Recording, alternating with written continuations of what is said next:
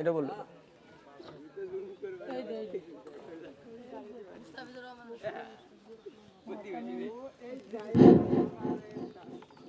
আলহামদুলিল্লাহ।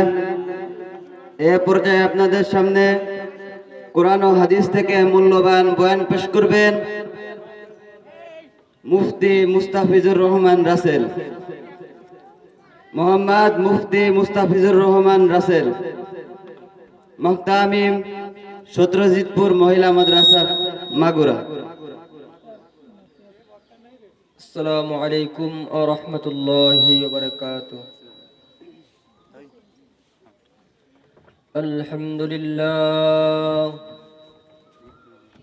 আলহামদুলিল্লাহ নাহমাদুহু ওয়া নাস্তাঈনুহু ওয়া নাস্তাগফিরুহু ونعوذ بالله من شرور أنفسنا من يهده الله فلا مضل له ومن يضلله فلا هادي له ونشهد أن لا إله إلا الله ونشهد أن محمدًا عبده ورسوله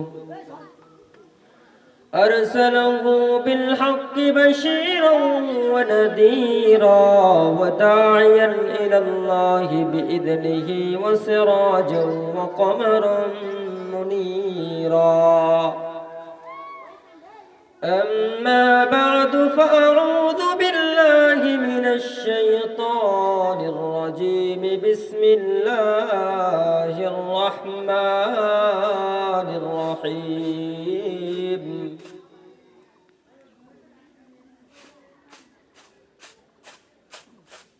وأما من خاف مقام ربه ونهى النفس عن الهوى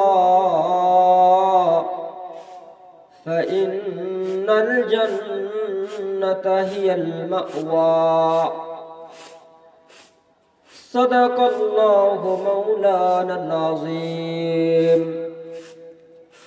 وقال النبي صلى الله عليه وسلم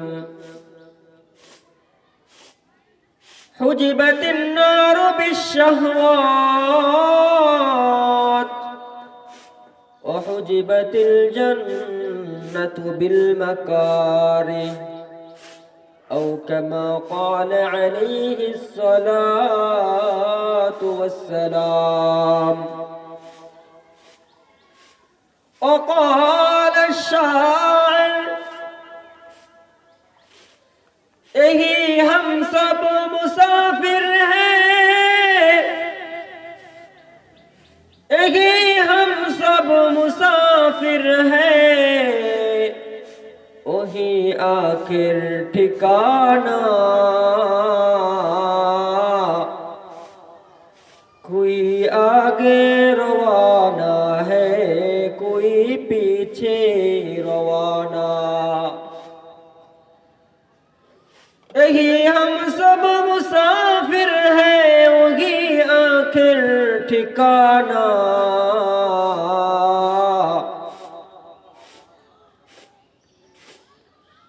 कोई आगे रवाना है, कोई पीछे रवाना. आने की इब्तिदा है, इब्तिदा जाने की नहीं. एक एक सब जाएगा, कोई भी मंदा नहीं. एक एक सब जाएगा, कोई भी बाकी नहीं. اللهم صل على محمد النبي الأمي وعلى آله وسلم تسليما. اللهم صل على محمد النبي الأمي وعلى آله وسلم تسليما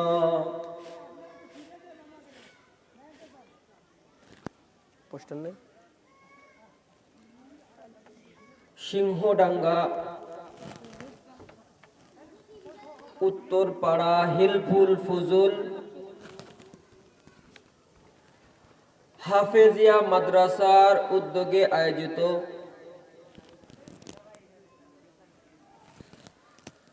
চতুর্থ বার্ষিকী ওয়াজ মাহফিল। আজকের এই মাহফিল যাদের অক্লান্ত পরিশ্রমে অনুষ্ঠিত হচ্ছে, এলাকার যুবকেরা, বৃদ্ধ বাবারা, এলাকার মা বোনেরা, তাদের দান সাহায্য সহযোগিতায় আজকের এই মাহফিল অনুষ্ঠিত হচ্ছে। এই মাহফিলে যাদের সামান্য পরিমাণ সহযোগিতা আছে, মাহফিলে এসে হোক, অর্থ দিয়ে হোক, পরামর্শ দিয়ে হোক, এই মাহফিলকে কেন্দ্র করে আল্লাহ রাব্বুল আলামিন এই এলাকাবাসীর যত ময় মুরব্বী কবরে চলে গিয়েছে, আল্লাহ রাব্বুল আলামিন সকলের কবরকে জান্নাতের বাগান বানিয়ে দিক। সকলে বলে আমিন। আমিন।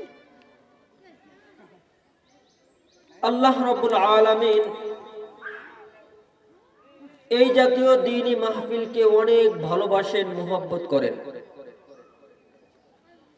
এগুলো হলো মাপ পাওয়ার এক একটা জায়গা, যে জায়গার ভিতরে আল্লাহ রাব্বুল আলামিন বান্দাদেরকে মাপ করার জন্য আনতে চান। এখানে যারা আসে, সময় ব্যয় করে, দুনিয়ার কোনো স্বার্থের জন্য তারা সময় ব্যয় করে না, বরং আল্লাহকে সন্তুষ্ট করার জন্য ব্যয় করে। যারা মাহফিলে আসে, আল্লাহর হাবিব সাল্লাল্লাহু আলাইহি সাল্লাম বলেন, ফেরেশতারা আল্লাহ রাব্বুল আলামিনকে বলে, ওগো আল্লাহ, ওই যে সিংহডাঙ্গা হিলফুল ফুজুল হাফেজিয়া মাদ্রাসার সামনে যে মাহফিল হচ্ছে, সেখানে অনেক মহিলারা যাচ্ছে। আল্লাহ বলে, কি জন্য যাচ্ছে? বলে, আল্লাহ, তারা দুনিয়ায় থাকা অবস্থায় শয়তানের ধোঁকায় পড়ে নফসের প্রতারণায় অনেক গুনাহ করছে। তারা তোমাকে ভয় পায়, জাহান্নামকে ভয় পায়, জাহান্নাম থেকে বাঁচার জন্য জান্নাত পাওয়ার জন্য যাচ্ছে। আল্লাহ বলে, ও ফেরেশতারা, উশহিদুকুম, তোমরা সাক্ষী থেকো, আন্নী কদ গফারতু লাহুম, যারা এই মাহফিলে আসছে আমি আল্লাহ তাদের সকলকে maaf করে দিলাম। সুবহানাল্লাহ, সুবহানাল্লাহ। ওয়া আতি মা সালু, তারা যে জান্নাত চাইবে, জাহান্নাম থেকে মুক্তি চাইবে, আমি আল্লাহ দিয়ে দেব। এই জন্য আল্লাহ রাব্বুল আলামিন maaf করার জন্য আমাদেরকে ডাকতেছেন। যদি এখনই বলা হয় এমপি সাহেব আপনাকে ডাকছে, সকলে যে অবস্থায় থাকুক না কেন সুন্দর পোশাক পরে দ্রুত চলে যাবে, কারণ এমপি সাহেব ডাকছে, ভালো কোনো উদ্দেশ্য হতে পারে, ভালো কোনো উপঢৌকন দিতে পারে। যদি জানে রিলিফের চাল দেওয়া হচ্ছে, সমস্ত কাজকে পিছনে ফেলে মানুষ তাড়াহুড়া করে চলে যাবে। কেন? রিলিফের চাল পাওয়ার জন্য। আল্লাহ বলে, বান্দারে, এই দুনিয়ার সামান্য রিলিফের চাউলের জন্য তোর এত চাহিদা, যে রিলিফের চাউলের জন্য 3-4 ঘন্টা গরমের ভিতরে দাঁড়িয়ে আসো। বান্দা, যদি আমার মহব্বতে এই মাহফিলে আসতে পারো, বান্দা, তুই মৃত্যুবরণ করতে দেরি হবে, কিন্তু 10 দুনিয়ার জান্নাত তোকে আমি দিতে দেরি করব না। জোরে জোরে বলি সুবহানাল্লাহ। একটু চিন্তা করে দেখেন, জগদাল বাজার থেকে কোন একজন মা বোন মাগুরা যাওয়ার ইচ্ছা করছে, কোন কারণে সে বাড়ির থেকে টাকা নিতে মনে নাই, ভুলে গিয়েছে। এখন যদি বাসের হেল্পারকে বলে, ও বাসের হেল্পার, আমি তো টাকা আনতে ভুলে গেছি। এখানে কথা বলে কারা? আমি তো টাকা আনতে ভুলে গিয়েছি, আমাকে লজ্জা দিও না। এখন আপনারা বলেন তো, এই কথা বললে যে হেল্পারের ভিতরে সামান্য পরিমাণ মানবতা আছে, সে টাকা চাইবে না? সে টাকা চাইবে না, বলবে ঠিক আছে, যদি টাকা না থাকে আমরা ফ্রিতেও নিয়ে যাব। একজন হেল্পার সে যদি সামান্য অনুতপ্ত হওয়ার কারণে অথবা ওই মা বোনের কাছে মাত্র 20 টাকার জায়গায় 10 টাকা আছে দিয়ে যদি মাগুরায় নিয়ে যাইতে পারে, আমার আল্লাহ বলে বান্দারে তুই যত গুনাহ করিস না কেন, আমি আল্লাহকে খুশি করার জন্য এই সিংহডাঙ্গা এই তালিমে যদি আসতে পারো, আমি আল্লাহ রব্বুল আলামিন সামান্য এই তালিমের কারণে তোকে 10 দুনিয়ার সমপরিমাণ জান্নাত দিয়ে দেব। সুবহানাল্লাহ। আল্লাহ রব্বুল আলামিন ওসিলা খুঁজবেন। আল্লাহর হাবিব সাল্লাল্লাহু আলাইহি সাল্লাম বলেন, হাশরের ময়দানে আল্লাহ রব্বুল আলামিন একজন বান্দাকে জান্নাত দিয়ে দেবেন। ফেরেশতাদেরকে বলবেন, ও আমার ফেরেশতারা, আমার ওই যে বান্দা, ওই বান্দাকে তোমরা জান্নাতে নিয়ে যাও। ফেরেশতা বলবে, ও আল্লাহ, দুনিয়ার ভিতরে সে 60 বছর 70 বছর সময় ব্যয় করেছে, এই সময়ের ভিতরে সে কখনো ভালো কোনো কাজ করে নাই। আল্লাহ বলবে, বান্দারে, সে একদিন আমি আল্লাহকে আল্লাহ বলে ডাক দিয়েছিল। আল্লাহ রাব্বুল আলামিন বলবে, বান্দারে, ও আমার ফেরেশতারা, সে আমাকে আল্লাহ বলে ডাক দিয়েছিল, আমি আল্লাহকে আল্লাহ বলে ডাক দেওয়ার কারণে আমি আল্লাহ এত সন্তুষ্ট হয়েছি, একবার আল্লাহ বলার কারণে আমি তাকে জান্নাত দিয়ে দিলাম। সুবহানাল্লাহ। ফেরেশতারা বলবে, ইয়া রাব্বুল আলামিন, আমরা তো সাক্ষী ছিলাম, সে তো ইচ্ছা করে আপনি আল্লাহকে আল্লাহ বলে ডাক দেয় নাই। ওই আপনার ওই বান্দা রাস্তা দিয়ে হেঁটে হেঁটে যাচ্ছিল, পিছলা রাস্তা দিয়ে হঠাৎ করে পিছলা খেয়েছে। এই পিছলা খেয়ে যখন পড়ে যাচ্ছিল, তখন তার মুখ দিয়ে অটোমেটিক আল্লাহ বের হয়ে গিয়েছে, সে তো ইচ্ছা করে বলে নাই। আল্লাহ রাব্বুল আলামিন ফেরেশতাদেরকে বলবেন, ও আমার ফেরেশতারা, সে যখন হুঁচট খেয়ে পড়ে যাচ্ছিল, সে তো মা বলে ডাক দিতে পারতো, বাবা বলে ডাক দিতে পারতো। আমাদের সমাজে বলে কি বলে না? যখন বিপদে পড়ে মা বলে ডাক দেয়, বাবা বলে ডাক দেয়, দেয় কি দেয় না? আল্লাহ রাব্বুল আলামিন ফেরেশতাদেরকে বলবেন, ও আমার ফেরেশতারা, আমার ওই বান্দা ওই হুজুরকে পড়ার সময় তো তার মুখ দিয়ে লাত মূর্তির কথা আসতে পারতো, বাবার কথা আসতে পারতো, মায়ের কথা আসতে পারতো, এই কথাগুলো তো আসে নাই। আমি আল্লাহর কথাটা তার জুবান দিয়ে উচ্চারিত হয়েছে, আমার কথাটা তার জুবান দিয়ে উচ্চারণ হওয়ার কারণে আমি আল্লাহ রাব্বুল আলামিন তাকে জান্নাত দিয়ে দিলাম। সুবহানাল্লাহ। এই জন্য আল্লাহ রাব্বুল আলামিন ওসিলা খুঁজবেন বান্দাকে জান্নাত দেওয়ার জন্য। হাসান বসরি রাহমাতুল্লাহি আলাইহি অনেক বড় একজন তাবেঈ ছিলেন। হাসান বসরি রাহমাতুল্লাহি আলাইহি, হাসান বসরি রাহমাতুল্লাহি আলাইহি শামউন নামক একজন অগ্নি পূজক ছিল। হাসান বসরি রাহমাতুল্লাহি আলাইহি সারা জীবন শামউনকে বুঝাইছেন, কিন্তু শামউন কখনো মুসলমান হয় নাই। শামউনের বয়স যখন 70 বছর হয়ে গিয়েছে, বিছনায় পড়ে গিয়েছে, হাসান বসরি রাহমাতুল্লাহি আলাইহি তিনি মনে করলেন, এই ইহুদি যদি দুনিয়া থেকে বিদায় নিয়ে চলে যায় তাহলে তো জাহান্নামী হয়ে যাবে।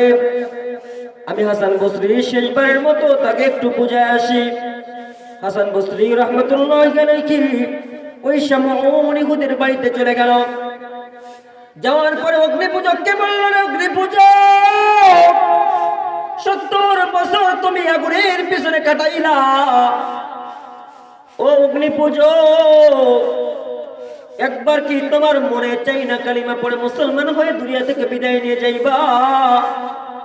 আল্লাহ রাব্বুল আলামিন হাসান বসরি রাহমাতুল্লাহি আলাইহি অনেক বড় ওলি বানিয়েছিলেন।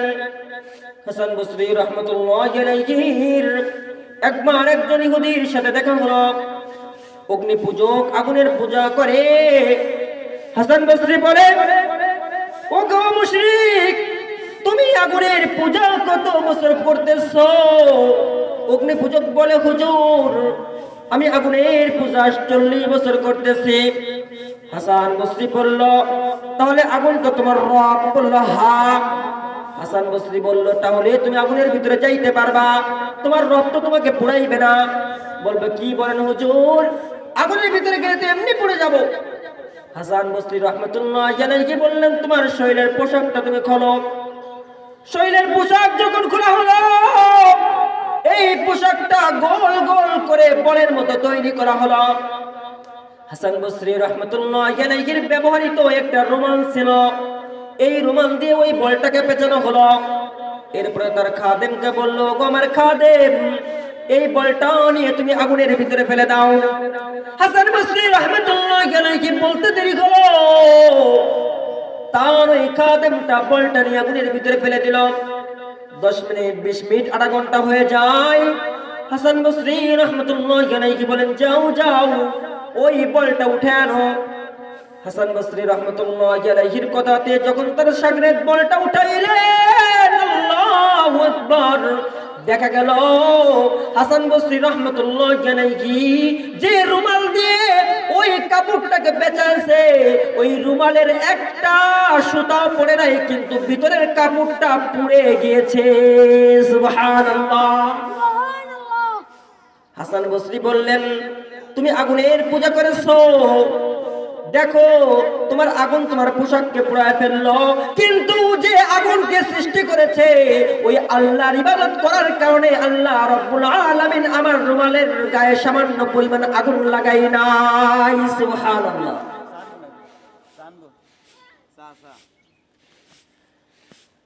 যা হোক, হাসান বসরি রাহমাতুল্লাহি আলাইহি ওই অগ্নি পূজক শামউনকে যখন চূড়ান্ত পর্যায়ে বুঝাইলেন, শামউন বলল, ওগো হাসান বসরি, তুমি আমাকে বুঝানোর জন্য আসলা, কেন শেষ বয়সে আসলা?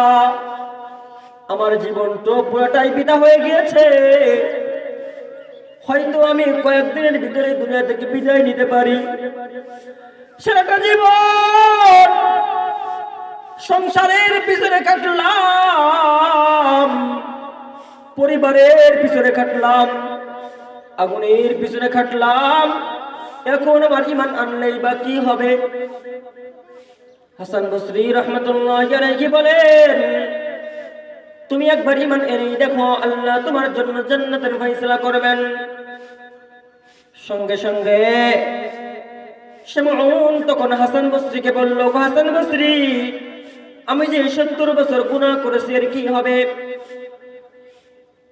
হাসান বসরি রাহমাতুল্লাহি আলাইহি বলেন, তুমি কি জানো না আল্লাহ রাব্বুল আলামিন বলেছেন, আল ইসলামু ইয়ানহাদিমু মা কানা ক্বাবলাহু, যদি কোন ব্যক্তি মুসলমান হয়ে যায়, আল্লাহ রাব্বুল আলামিন আল ইসলামু মুসলমান হওয়া, ইয়ানহাদিমু আল্লাহ রাব্বুল আলামিন মা কানা ক্বাবলাহু, তার পূর্বে যত গুনাহ আছে মুসলমান হইতে দেরি হয়, আল্লাহ পিছনের গুনাহগুলো maaf করতে দেরি করেন না।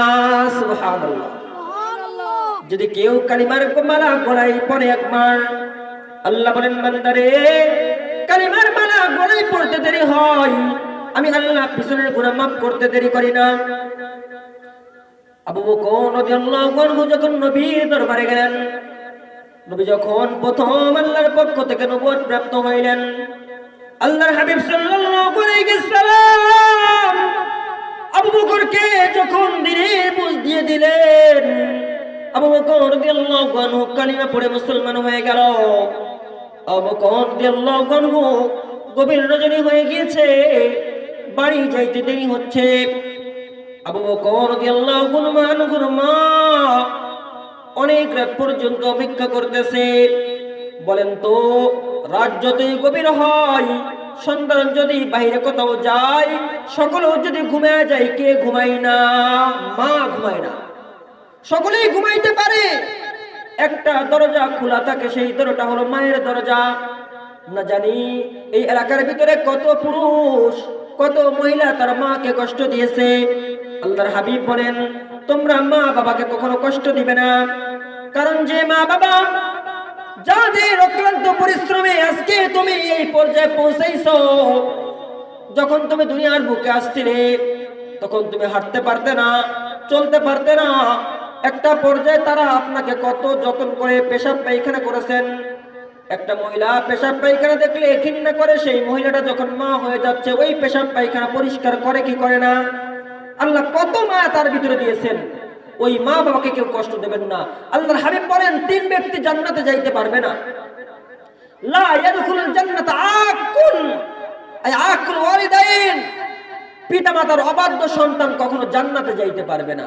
ওয়ালা মুদমিনু খামারিন, যে মদ পান করবে, গাঁজা, পেনসিডিল, ইয়াবা, ডাল, বাবা এগুলো খাবে, তাদের জাহান্নামে যাইতে কষ্ট হয়ে যাবে। এত সহজ না জান্নাত, তাদের জান্নাতে যাইতে কষ্ট হয়ে যাবে। মা বাবাকে কেউ কষ্ট দিবেন না।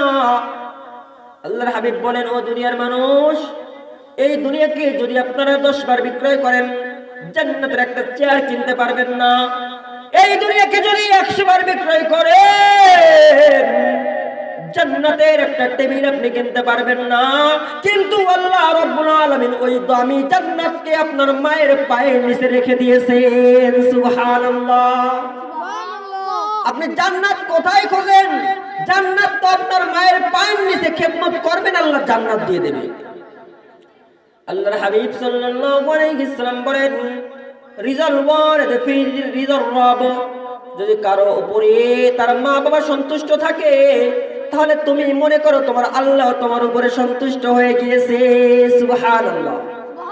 সাখতুল ওয়ালিদ ফি সাখতির রাব, যদি তুমি দেখো তোমার মা বাবা তোমার উপরে নারাজ, তাহলে তুমি বুঝে নাও তোমার আল্লাহ তোমার উপরে নারাজ। আর আল্লাহকে নারাজ করে আল্লাহর জমিনের থেকে আল্লাহর জান্নাতে যাওয়া যাবে না। যা বলতেছি, গভীর রজনীতে আবু বকর রাদিয়াল্লাহু আনহু বাড়িতে চলে আসলেন। আসার পরে আবু বকর রাদিয়াল্লাহু আনহুর মা বলতেছে, বাবা গো, প্রতিদিন তুমি আগে আগে চলে আসো, আজকে কেন বাড়িতে আসতে দেরি করলে? বাবা, তোমার কি কোনো সমস্যা হয়েছে? আবু বকর রাদিয়াল্লাহু আনহু অনেকক্ষণ চুপ থাকছেন। চুপ থাকার পরে বলতেছেন, আম্মা জান, আমি তো মুহাম্মাদের দরবার থেকে আসছি, মুহাম্মাদের হাতে হাত রেখে কালিমা পড়ে মুসলমান হয়ে গিয়েছি, জান্নাতবাসী হয়ে গিয়েছি। ওগো আম্মা, আমি চিন্তা করতেছি তোমাকে দিনের দাওয়াত দিয়ে তোমাকে কালিমা পড়াইব। আবু বকর রাদিয়াল্লাহু আনহুর মায়ের মাথার উপরে আকাশটা ভেঙে পড়ল। বাবা গো, তুমি বংশের মুখে কালি লেপন করলে, আমরা সারা জীবন মূর্তির পূজা করেছি, তুমি কেন এই পূজা থেকে ফেরত চলে গেলে? তুমি দ্রুত ফেরত আসো, কালিমা পড়ো, তুমি তওবা করো। এরপর আবু বকর রাদিয়াল্লাহু আনহুকে আঘাত করতেছে, আবু বকর রাদিয়াল্লাহু তাআলা আনহু হাসতেছেন। সুবহানাল্লাহ। মা আঘাত করতেছে, আবু বকর হাসতেছে। একটা পর্যায়ে মা যখন দেখেন এইভাবে বুঝাইলে হবে না, এলাকার লোকদেরকে ডাকছে। এলাকার লোকদেরকে যখন ডাকছে, এলাকার লোকেরা আবু বকর রাদিয়াল্লাহু আনহুকে আঘাত করতে শুরু করছে। নাক দিয়ে রক্ত বের হচ্ছে, মুখ দিয়ে রক্ত বের হচ্ছে। আবু বকর রাদিয়াল্লাহু আনহু একটা পর্যায়ে বেহুশ হয়ে গিয়েছে। আবু বকরের মা বলতেছে, ও এলাকাবাসী, আমার ছেলেকে তোমরা আর মেরো না, তার হুঁশ আসলে সে কালিমা পড়বে না, আবার আমাদের ধর্মে ফেরত আসবে। সারা রাত্র হয়ে গিয়েছে, আবু বকর রাদিয়াল্লাহু আনহুর হুঁশ ফেরে না। সকাল যখন হয়ে যায়, আবু বকর রাদিয়াল্লাহু আনহুর কিছুটা হুঁশ ফিরছে। মা বলতেছে, আবু বকর সারা রাত্রে কিছু খাও নাই, তোমার মনে পিপাসা লাগছে, পানি পান করো। আবু বকর বলেন, আম্মা জান, যে নবীর কালিমা আমি পড়েছি, ওই নবী যতক্ষণ আমাকে পানি পান না করাইবে, আমি আবু বকর পানি পান করব না। সুবহানাল্লাহ। সুবহানাল্লাহ। আবু বকর রাদিয়াল্লাহু আনহু চলে গেলেন মায়ের কাছে। মায়ের কাছ থেকে নবীর দরবারে চলে গেলেন। যাওয়ার পরে নবী করিম সাল্লাল্লাহু আলাইহি ওয়াসাল্লাম দেখেন আবু বকর রাদিয়াল্লাহু আনহুর নাক দিয়ে রক্ত বের হচ্ছে, চোখ দিয়ে রক্ত বের হচ্ছে, সারা শরীর ক্ষত বিক্ষত হয়ে গিয়েছে। নবী বলেন, আবু বকর তোমার অবস্থা এমন কেন?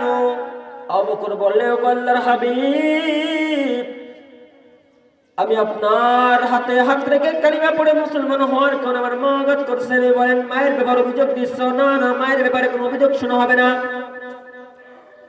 নবী করিম সাল্লাল্লাহু আলাইহি ওয়াসাল্লামকে বলেন, ও আল্লাহর হাবিব, আমার মা আমাকে পানি দিতে চেয়েছে, আমি পানি পান করি নাই, আমার মা মুসলমান না হওয়ার কারণে।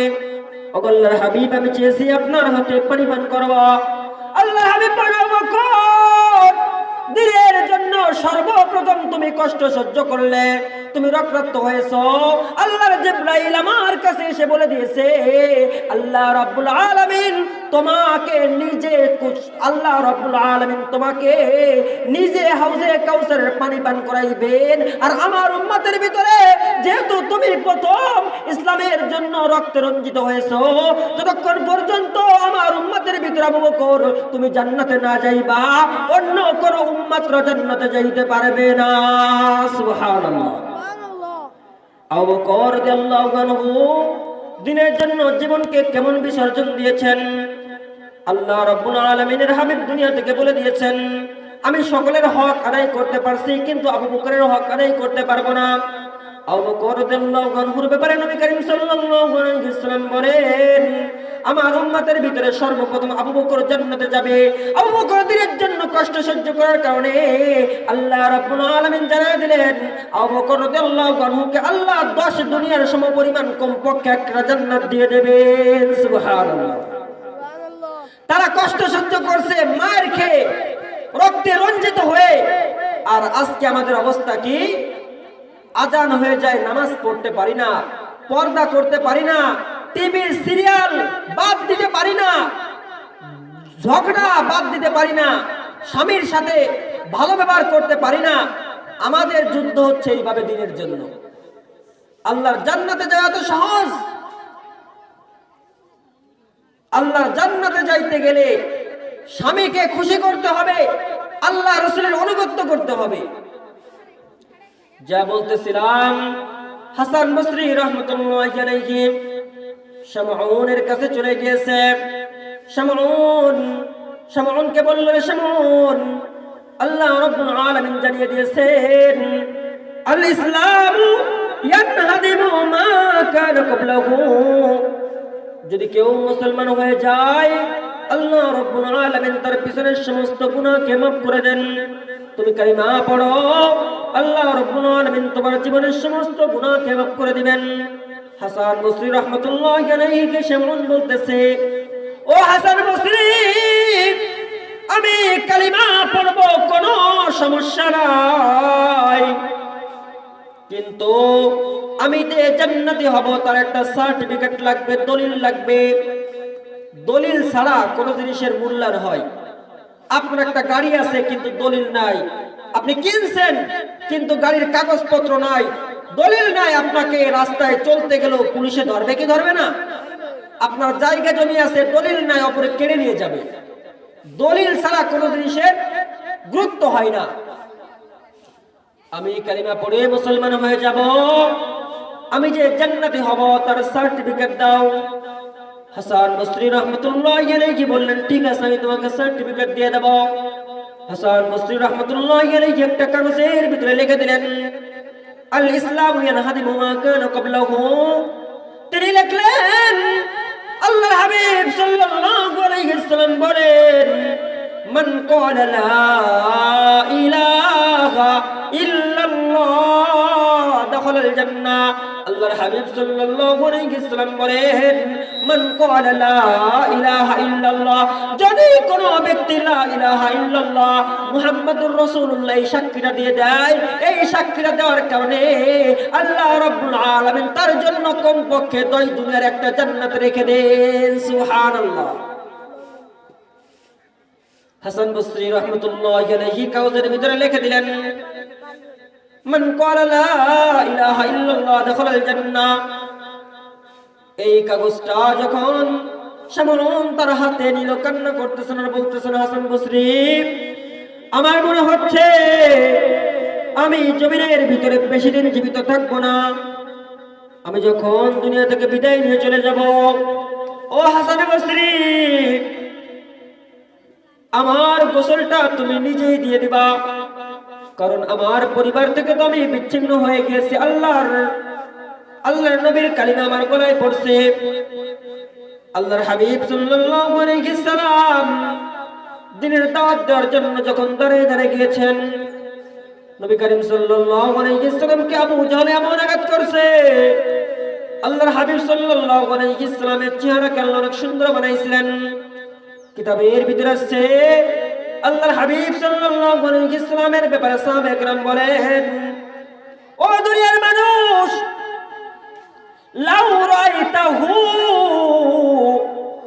যদি তোমরা নবীকে দেখতে রাইতাশ শামসা তালিআতান, দেখতে আকাশের চাঁদটা জমিনের বুকে নেমে আসছে। জোরে জোরে বলি সুবহানাল্লাহ। সুবহানাল্লাহ। আয়েশা রাদিয়াল্লাহু আনহা বলে ও মদিনার মহিলারা, তোমাদের ঘরের ভিতরে চাঁদের আলো কখন পৌঁছায়? মদিনার মহিলারা বলল এশার নামাজের পরে যখন চাঁদটা আকাশে ওঠে, যেই দিন চাঁদ আকাশে ওঠে এই চাঁদের আলো জানালা দিয়ে আমাদের ঘরের ভিতরে রাত্রে পৌঁছায়। যেই দিনগুলোতে চাঁদ ওঠে ওই দিনগুলোতে আমরা আলো পাই। আয়েশা রাদিয়াল্লাহু আনহা বলেন আল্লাহর কসম প্রতিদিন ইশার নামাজের পরে আমার ঘরে একটা সূর্য ওঠে, সেটা হলো রাহমাতুল লিল আলামিন সাইয়্যিদুল মুরসালিন নবী করিম সাল্লাল্লাহু আলাইহি সাল্লাম। সুবহানাল্লাহ। নবী যখন আমার ঘরে ঢুকতো মনে হতো আকাশের চাঁদটা আমার ঘরে পৌঁছে গিয়েছে। নবী করিম সাল্লাল্লাহু আলাইহি সাল্লাম দিনের জন্য আঘাতপ্রাপ্ত হয়ে চলে এসেছেন। একটা পর্যায়ে আস্তে আস্তে আস্তে আস্তে হযরত মুহাম্মদ সাল্লাল্লাহু আলাইহি সাল্লাম যখন বাড়ির দিকে ফিরতেছেন, খাদিজা রাদিয়াল্লাহু আনহা কেমন স্বামীর খেদমত করছেন। নবী করিম সাল্লাল্লাহু আলাইহি সাল্লাম বলেন আমার খাদিজা রাত্র বেলায় কখনো ঘুমাইতো না, দিনের বেলা ঘুমায় থাকতো। জানি না আমার নবী রাত্র বেলায় কোথায় আক্রান্ত হয়, কোন বিপদের ভিতরে পড়ে। খাদিজা রাদিয়াল্লাহু আনহা নবীর মুহাব্বতে অনেক সম্পত্তি আল্লাহ তাকে দান করেছিলেন। খুয়াইলিদের মেয়ে খাদিজা মদিনার ভিতরে দরাজদের ভিতরে একজন ছিলেন। সমস্ত সম্পত্তি স্বামীর পায়ের নিচে ফেলাইছেন। শুধু তাই নয়, তিনি সবসময় রাত্র হলে তিনি দরজা আটকাইতেন না, বরং দরজার সাথে পিঠ দিয়া লাগাই থাকতেন। কখন আমার স্বামী আসবে, আমাকে খাদিজা বলে ডাক দিবে, আর আমি যদি ডাকে সাড়া দিতে দেরি করে আমার স্বামী কষ্ট হবে। স্বামীর কেমন খেদমত করছেন। দুনিয়ায় থাকতে আল্লাহ রাব্বুল আলামিন খাদিজার জন্য ফেরেশতার মাধ্যমে সালাম পৌঁছায়েছেন। সুবহানাল্লাহ। জিবরাইল এসে একবার বলে ও আল্লাহর হাবিব, আপনার স্ত্রী খাদিজাকে স্বয়ং আল্লাহ রাব্বুল আলামিন সালাম দিয়েছেন। সুবহানাল্লাহ। কিসের জন্য? স্বামীর খেদমতের কারণে। এই জন্য স্বামীর খেদমত যারাই করবে আল্লাহ তাদেরকে কখনো দুনিয়ার ভিতরে লাঞ্ছিত করবে না। আইয়ুব আলাইহিস সালামের যত স্ত্রী ছিল সকলেই কিন্তু মারা গিয়েছিল, একজন স্ত্রী মারা যায় নাই। সর্বপ্রথম তার নাম হলো কি? রহিমা। কারণ সে ওই রাত্রে স্বামীর খেদমত করছিল। স্বামীর খেদমত করলে ওই সমস্ত স্ত্রীদেরকে আল্লাহ রোগ দেয় না, বালা মুসিবত দেয় না। আজকে মহিলারা এই রোগ ওই রোগ, আপনার ঔষধ খোঁজেন, ঔষধ তো আপনার স্বামী, তার খেদমত করেন, আপনার কোনো রোগ হবে না। জোরে জোরে বলি সুবহানাল্লাহ। সুবহানাল্লাহ। আবু বকর রাদিয়াল্লাহু আনহুর কথা বলতেছিলাম। নবী করিম সাল্লাল্লাহু আলাইহি ওয়াসাল্লাম যখন ঘরের কাছে চলে আসছেন, হঠাৎ করে নবী করিম সাল্লাল্লাহু আলাইহি ওয়াসাল্লাম আবু জাহেল আঘাত করছে, হাঁটতে পারে না, নাক পেটে রক্ত বের হচ্ছে, কপাল পেটে রক্ত বের হচ্ছে। নবী করিম সাল্লাল্লাহু আলাইহি ওয়াসাল্লাম হাঁটতে পারে না, জমিনের ভিতরে পড়ে গিয়েছে। খাদিজা রাদিয়াল্লাহু আনহা দরজা খুলে দিয়ে তাকিয়ে আছে, না জানি আমার স্বামীর কি কষ্ট। হঠাৎ করে দেখে আকাশের চাঁদটা বালুর ভিতরে গড়াগড়ি করতেছে। নবী করিম সাল্লাল্লাহু আলাইহি ওয়াসাল্লামের কাছে একটা দৌড় দিয়ে চলে গিয়েছেন, গিয়ে নবীকে ধরে নিয়ে আসছে। নবী করিম সাল্লাল্লাহু আলাইহি ওয়াসাল্লামকে যখন ধরে আনছেন, আনার পরে খাদিজাকে নবী বলতেছেন, ও খাদিজা, আমি হয়তো দিনের 10 সঠিকভাবে পৌঁছাইতে পারি নাই, যার কারণে আমার উম্মতরা আমার উপর আঘাত করছে। নবী করিম সাল্লাল্লাহু আলাইহি ওয়াসাল্লাম নিজের কষ্টের ব্যাপারে কখনো আল্লাহর কাছে অভিযোগ করেন নাই। আল্লাহ রাব্বুল আলামিন জিবরাইলকে পাঠিয়ে দিয়ে বললেন, ওগো আল্লাহর হাবিব, ওগো আমার হাবিব, যে দিনের জন্য আজকে আপনি রক্ত রঞ্জিত হয়েছেন, এই কালিমা যদি আপনার কোনো উম্মত পড়তে পারে, এই কালিমা পড়তে দেরি হবে, আমি আল্লাহ রাব্বুল আলামিন তাকে 10 দুনিয়ার জান্নাত তার নামে রেজিস্ট্রি করতে দেরি করব না। সুবহানাল্লাহ। সুবহানাল্লাহ। কালিমা যদি কেউ পড়ে, আল্লাহ রাব্বুল আলামিন তাকে কমপক্ষে 10 দুনিয়ার একটা জান্নাত দান করবেন। খাদিজা রাদিয়াল্লাহু আনহা যাকে আল্লাহ সালাম দিয়েছেন, তার কবরের কেমন ভয় ছিল। আমাদের মা বোনদের দুনিয়ার পিছনে এমন ভাবে পড়ছে, কবরের কোনো ভয় নাই। নবীর স্ত্রী খাদিজার যখন ইন্তেকালের সময় হয়ে গিয়েছে, খাদিজা রাদিয়াল্লাহু আনহা কান্না করতেছেন। নবী করিম সাল্লাল্লাহু আলাইহি ওয়াসাল্লাম বলতেছেন, খাদিজা গো, তুমি কেন এত কান্না করতেছ? খাদিজা রাদিয়াল্লাহু আনহা বলতেছেন, ওগো আমার হাবিব, ওগো আমার স্বামী, আপনি না বলছেন কবরের আযাব কঠিন আযাব, যারা নামাজ পড়বে না তাদেরকে কবরের ভিতরে আল্লাহ কঠিন শাস্তি দিবেন। কবরের ভিতরে যারা নামাজ পড়বে না তাদেরকে কমপক্ষে 3টা আল্লাহ শাস্তি দেবেন। একটা হলো কবরের ভিতরে আগুন দিয়ে তাদেরকে পোড়ানো হবে। প্রথম শাস্তি হলো যখন বেনামাজিকে কবরের ভিতরে রাখা হয়, 2 দিকের মাটি পৃথিবীর 2 প্রান্তে চলে যায়, এরপরে এমন ভাবে চাপ দিবে, এক পাজরের হাড় অপর পাজরের হাড়ের ভিতরে ঢুকে যাবে। আল্লাহু আকবার। এই হলো প্রথম শাস্তি। 2 নাম্বার, কবরের ভিতরে আগুন দিয়ে পোড়ানো হবে। এই হলো 2 নাম্বার শাস্তি। 3 নাম্বার শাস্তি, ওই কবরের ভিতরে একটা সাপ থাকবে, যে সাপ তার চোখ গুলো থাকবে মিন্নার, আগুনের চোখ। ওই সাপের হাত থাকবে, হাতের চাড়া হবে এত বড়, একটা মানুষ একদিন যতদূর যাইতে পারে, কমপক্ষে এত লম্বা হবে তার হাতের নখ। 70টা, অনেক রেওয়ায়েতের ভিতরে আছে 90টা সাপ তাকে কামড়াইতে থাকবে। ওগমন মা বোনের একটু চিন্তা করে দেখেন, আপনি যদি সন্ধ্যাবেলা দেখেন আপনার ঘরের ভিতরে একটা সাপ ঢুকছে, 90টা সাপ দরকার নাই, একটা সাপ ঢুকছে, আপনি কি ওই ঘরে প্রবেশ করতে পারবেন? আপনি যদি সরাসরি দেখেন আপনার ঘরের ভিতরে গুক্কু সাপ ঢুকছে, আপনি কিন্তু ঢুকতে পারবেন না, একটা সাপ মাত্র ঢুকছে।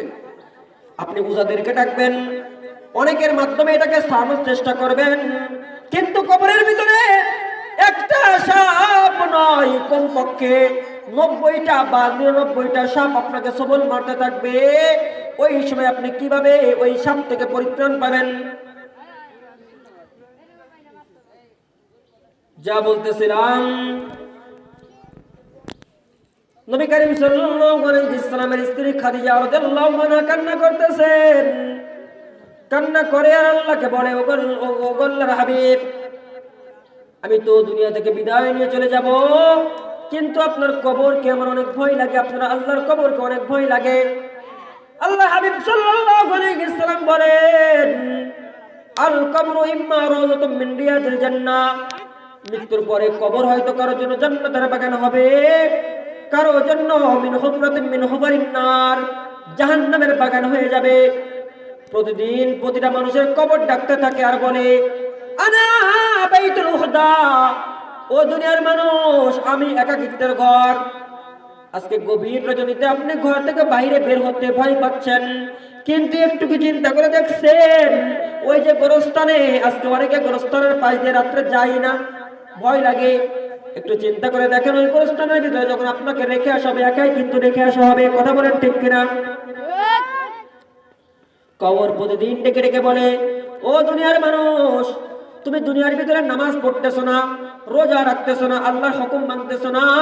আনা বাইতুল উহদা, আমি কিন্তু একাকিত্বের ঘর।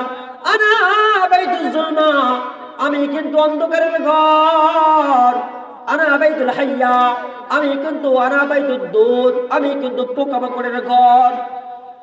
তুমি দুনিয়া থেকে যদি আলো সংগ্রহ করে নিয়ে আসো, তাহলে এই কবরটা জান্নাতের বাগান হয়ে যাবে। আর যদি আলো আনতে না পারো, তাহলে এই কবরটা জাহান্নামের বাগান হয়ে যাবে।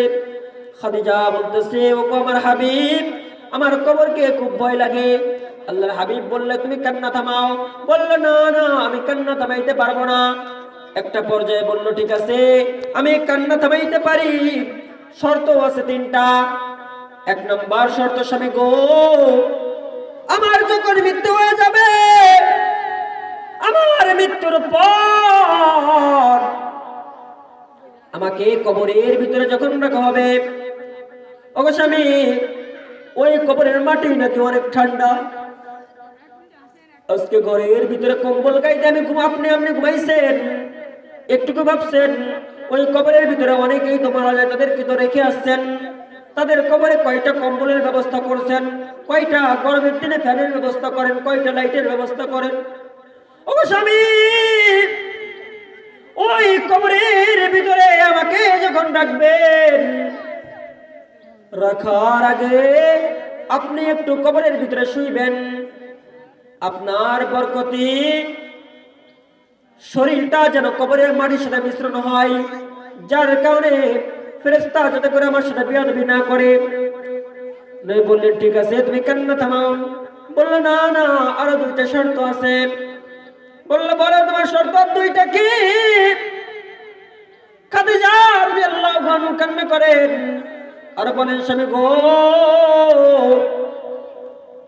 আরেকটা শর্ত হলো, আপনার পরনের একটা পোশাক দিয়ে আমার জানাজা, আমার কাফনের ভিতরে দিয়ে দিবেন, যাতে করে আপনার বরকতি কাপড়ের কারণে ফেরেশতা আমার সাথে বেয়াদবি না করে।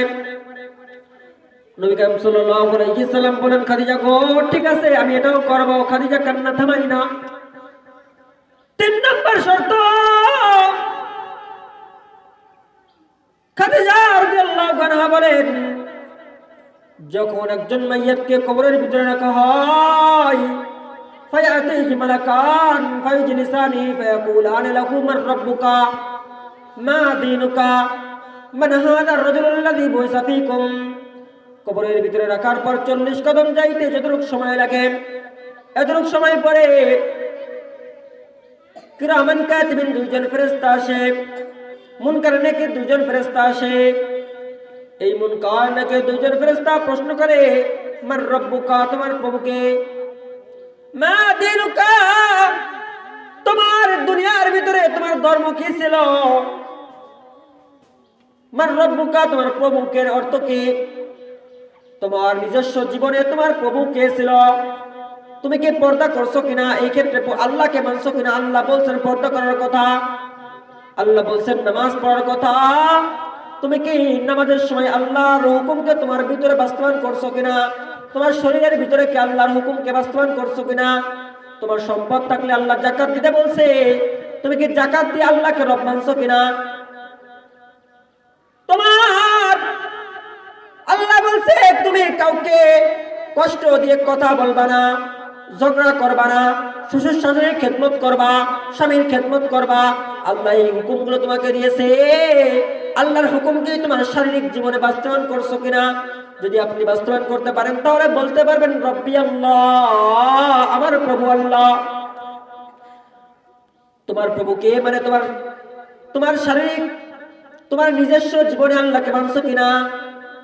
তোমার প্রভুকে এর অর্থ হলো তোমার পারিবারিক জীবনে আল্লাহকে প্রভু মানছো কিনা, পরিবারের ভিতরে তোমার মেয়েকে তোমার ছেলেকে কি দিন শিক্ষা দিয়েছো কিনা।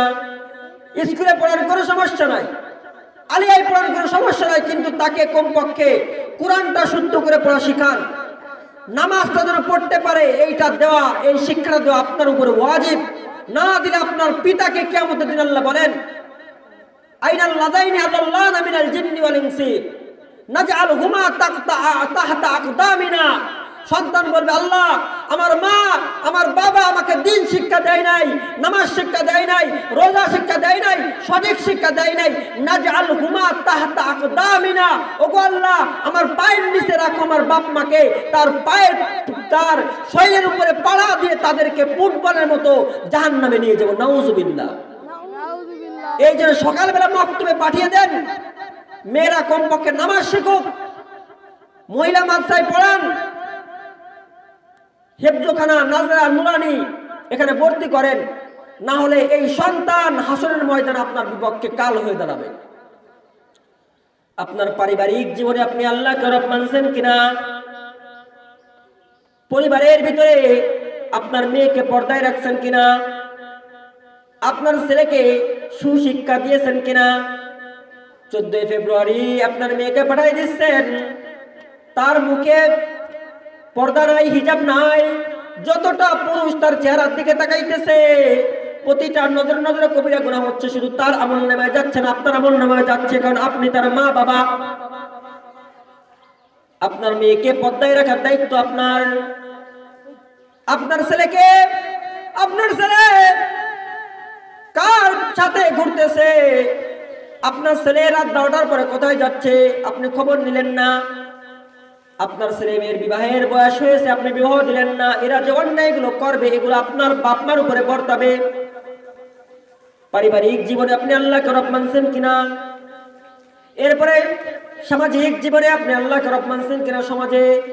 সমাজের ভিতরে পাড়া প্রতিবেশী যারা আছে তাদের সাথে ভালো ব্যবহার করছেন কিনা, তাদের সাথে ঝগড়া করছেন কিনা, কাউকে কষ্ট দিয়েছেন কিনা।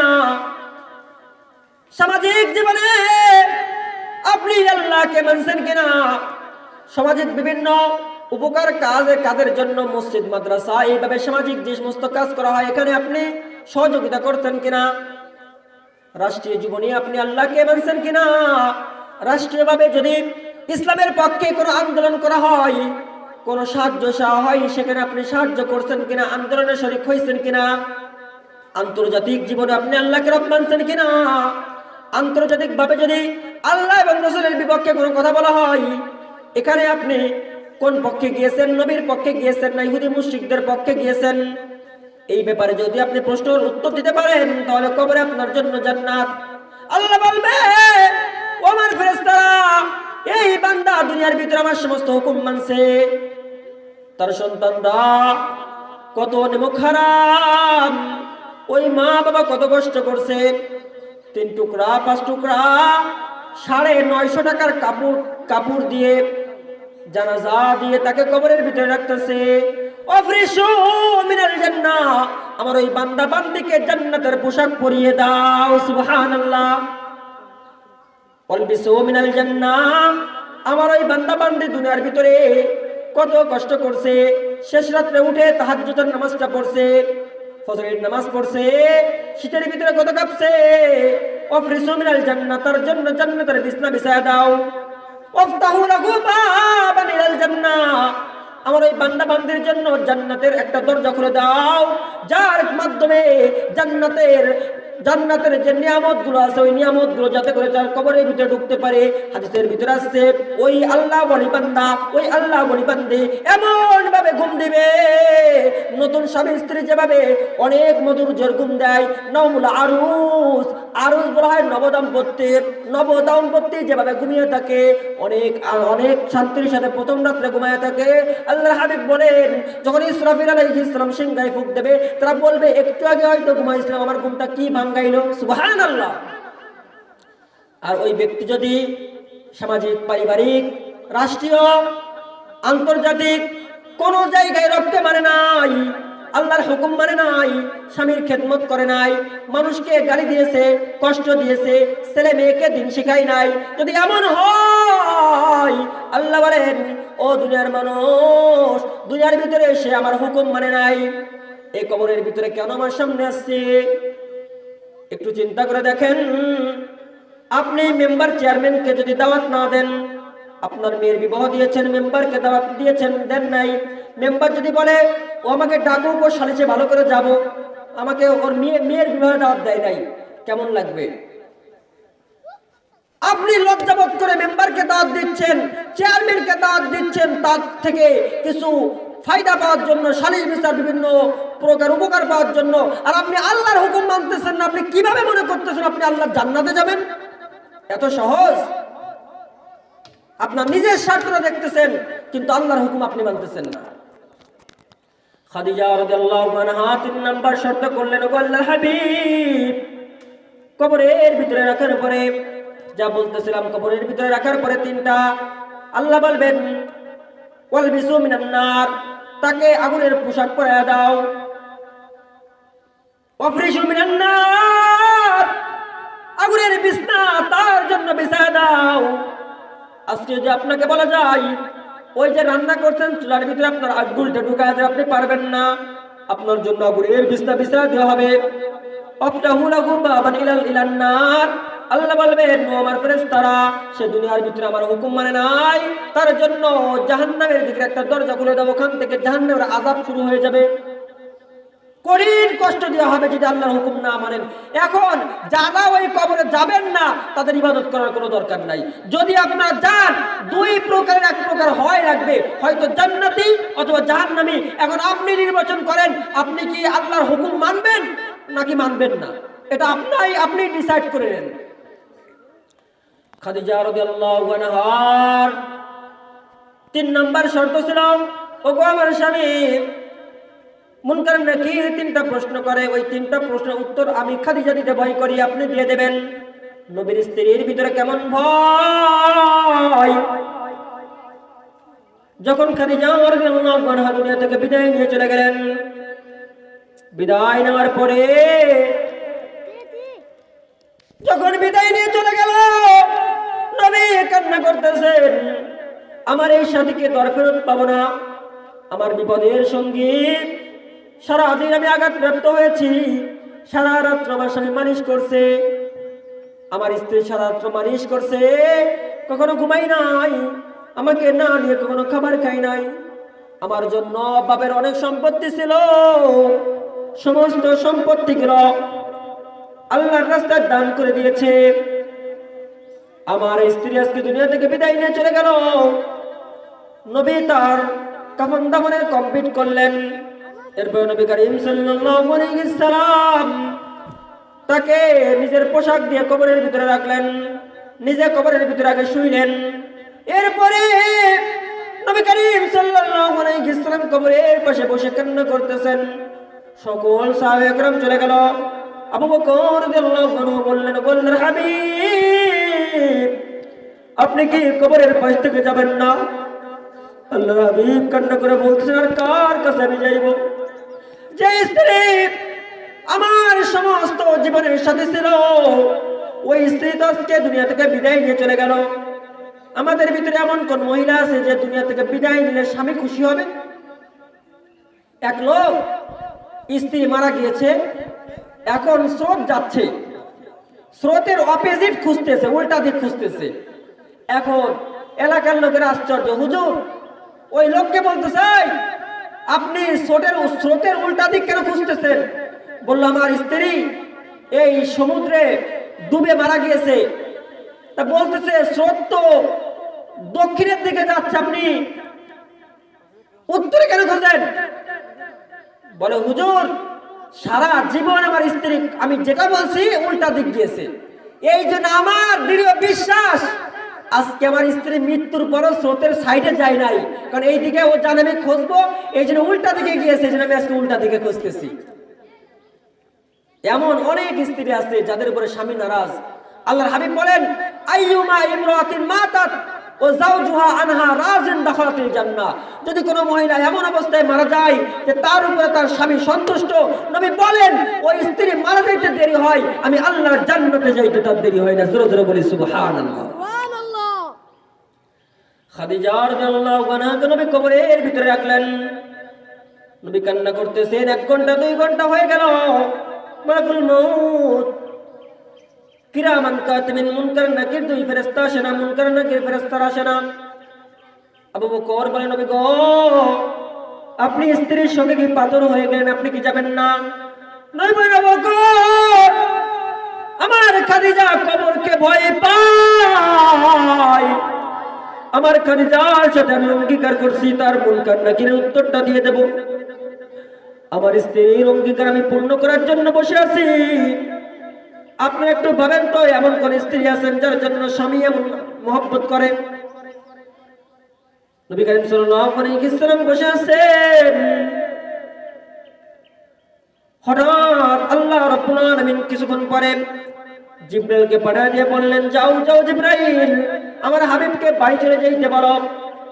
জিবরাইল এসে নবী করিম সাল্লাল্লাহু আলাইহি ওয়াসাল্লামকে বললেন, ও আল্লাহর হাবিব, আল্লাহ রাব্বুল আলামিন আমাকে পাঠিয়েছেন, আপনাকে বাড়ি যাইতে বলছেন।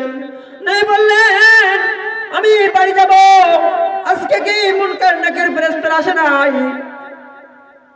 জিবরাইল আলাইহিস সালাম বললেন, ও আল্লাহর হাবিব, আপনার খাদিজা আল্লাহকে ভয় করে এই পর্যন্ত এই পরিমাণ কান্না করছে, যে কান্না করা আমার আল্লাহর কাছে এত পছন্দ হয়েছে। আল্লাহ বলেন, আমার খাদিজার জন্য মুনকার নাকিরের কোনো প্রয়োজন নাই, আমি আল্লাহ রাব্বুল আলামিন স্বয়ং তার প্রশ্নের উত্তর দিয়ে দিয়েছি। সুবহানাল্লাহ। নবীর স্ত্রীদের কেমন মহব্বত! নবী করিম সাল্লাল্লাহু আলাইহি ওয়াসাল্লাম প্রতি কুরবানির সময় গরুর গোশতগুলো খাদিজার বান্ধবীদের মাঝে বন্টন করতেন, ভাগ করতেন। স্ত্রীর প্রতি কেমন মহব্বত, যার কারণে গোশতগুলো স্ত্রীর বান্ধবীদের মাঝে বন্টন করতেন, যাতে করে আমার খাদিজার কথা তারা স্মরণ করে। এমন মহব্বত করেছেন স্বামীকে, স্বামীও এরকম মহব্বত করছেন। এই জন্য স্বামীকে সন্তুষ্ট যদি করতে পারেন, দুনিয়া থেকে আপনি জান্নাতের সার্টিফিকেট পেয়ে যাবেন। যে কথা আমি বলতেছিলাম, হাসান বসরি রাহমাতুল্লাহি আলাইহি যখন লিখে দিলেন শামউনকে, মনে আছে?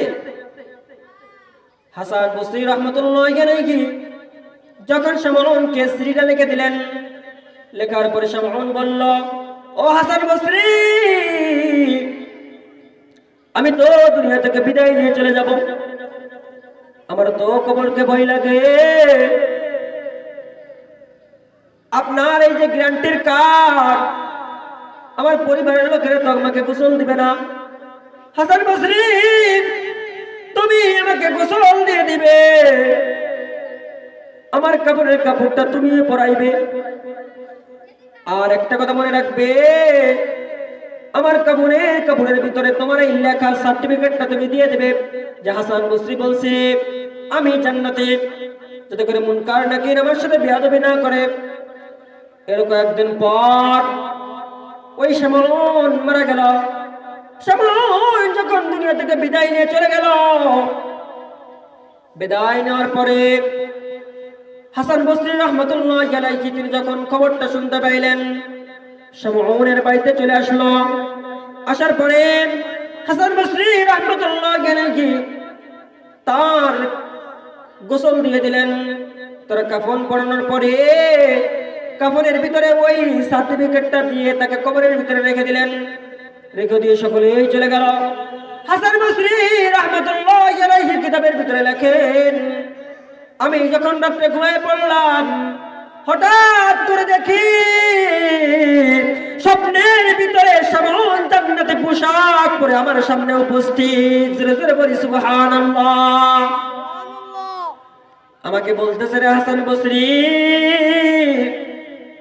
ও হাসান বসরি, এই যে তোমার সার্টিফিকেটটা তোমার হাতে, তুমি নিয়ে নাও।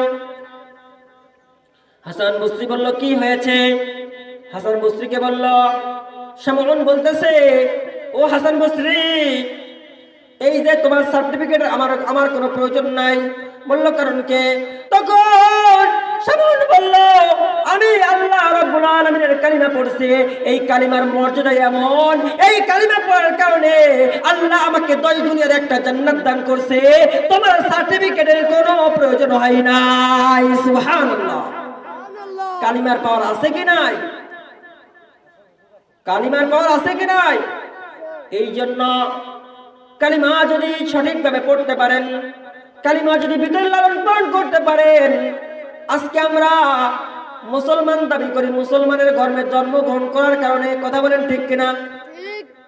এখন মুসলমানের ঘরে জন্মগ্রহণ করলে যদি মুসলমান হওয়া যায়, তাহলে যদি কারো বাপ ডাক্তার হয়, যদি কারো বাপ ডাক্তার হয়, তাহলে ছেলেও তো ডাক্তার হওয়ার কথা, ডাক্তারের ছেলে ডাক্তার হয়। কারো বাপ যদি ইঞ্জিনিয়ার হয়, ইঞ্জিনিয়ারের ছেলে কি জন্মগ্রহণ করলে জন্মগত সূত্রে সে কি ইঞ্জিনিয়ার হয়? হয় না।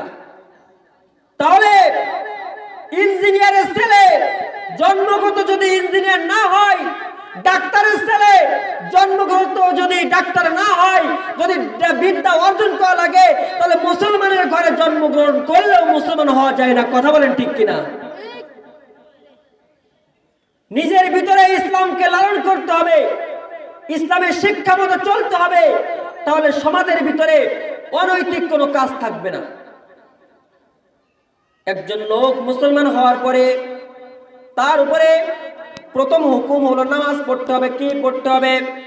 নামাজ। আল্লাহর হাবিব সাল্লাল্লাহু আলাইহি ওয়াসাল্লাম বলেন, নামাজ হলো জান্নাতের চাবি। নামাজ যদি কেউ পড়তে পারে, আল্লাহর হাবিব বলেন, নামাজ পড়লে পারে আমি আল্লাহ রাব্বুল আলামিন তাকে জান্নাত দিয়ে দেব। as-salatu মিফতাহুল জান্নাহ। নামাজ হলো বেহেশতের চাবি। নামাজ কিসের চাবি? বেহেশতের চাবি।